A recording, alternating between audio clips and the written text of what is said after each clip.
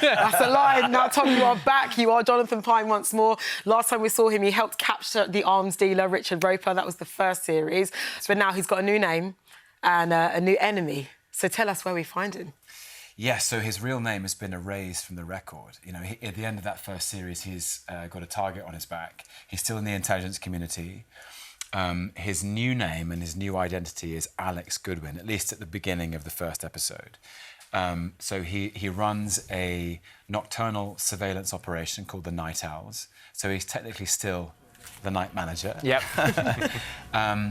But I think it's been 10 years. He's 10 years older, 10 years, a few more scars on the inside, a few more scars on the outside.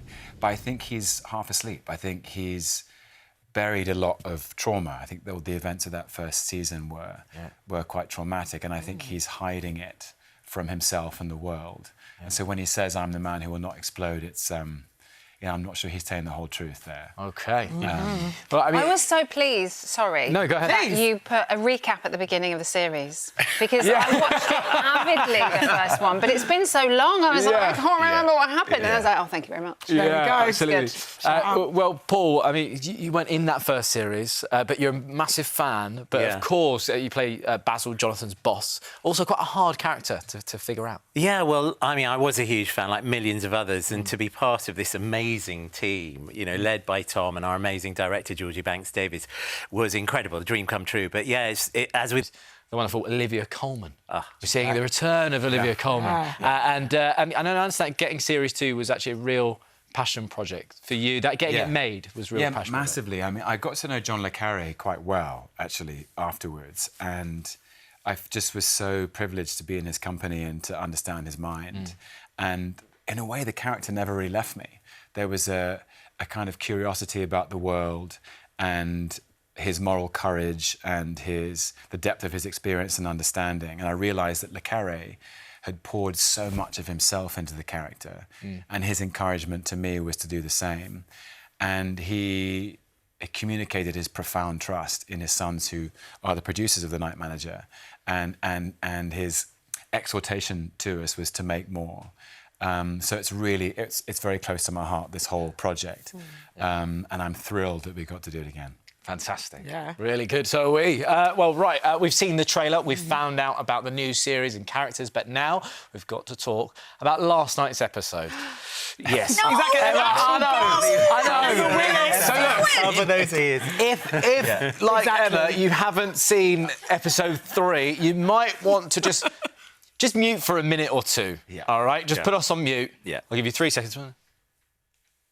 And now go for it, Clara. OK, right, OK, Tom, here we go. So let's talk about this big plot twist. I'm also hoping that Emma can't... OK, sorry. Yeah. We need to talk about Hugh Laurie. Sit here and just be like, you know, you can. No. We have to talk about Hugh Laurie. He's back as Richard Roper. When we thought... Exactly! I know. Sorry. We thought he was gone for good. We thought he was out of it. So how excited, were you, just to kind of bring him back in? It's amazing. It's such a moment of pulling the rug out from underneath his dead body. Like, the big bad wolf is out. Yeah. And there's some sort of satisfaction in that, some sort of closing of a chapter, some sort of relief. And then at the end of episode 3, Jonathan Pine is deep in the jungles of Colombia, trying to track Teddy Dos Santos, played by the great Diego Calva. He can smell the same familiar scent of corruption, of wrongdoing, of cynicism, of bad things happening. And he follows this trail of breadcrumbs to an isolated restaurant in the middle of the jungle. And he hears Roper before he sees him. And he realises that Roper's been running this whole operation, that he's back from the dead.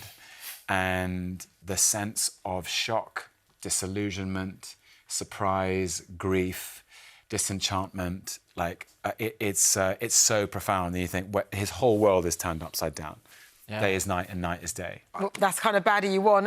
Loads of fans have been in touch because people are obsessed with The Night Manager. Gilly says, I love Hugh Laurie to the moon and back, but hearing his voice again at the end of last night's episode sent chills down my spine. Yeah. That's it. That is it. Here's the thing about Hugh and Richard Roper is John le Carré described the character as the worst man in the world because he's he's elite, privileged, and the recipient of all the freedoms of British democracy, and he does something very cynical. But he's played by the most charming man in the world. Yeah. And that's the great tension, is that the audience love Hugh Laurie, and they love him as Richard Roper. And he's back. And what's so exciting now, where we're going, is you realise that these two characters are somehow going to confront each other again. They're a mirror of each other. They seduce each other. They confront each other. They tease each other. They define themselves in opposition to each other. You know, Hugh and I used to talk about the myth of St. George and the dragon. Is St. George doesn't get to be St. George without the dragon.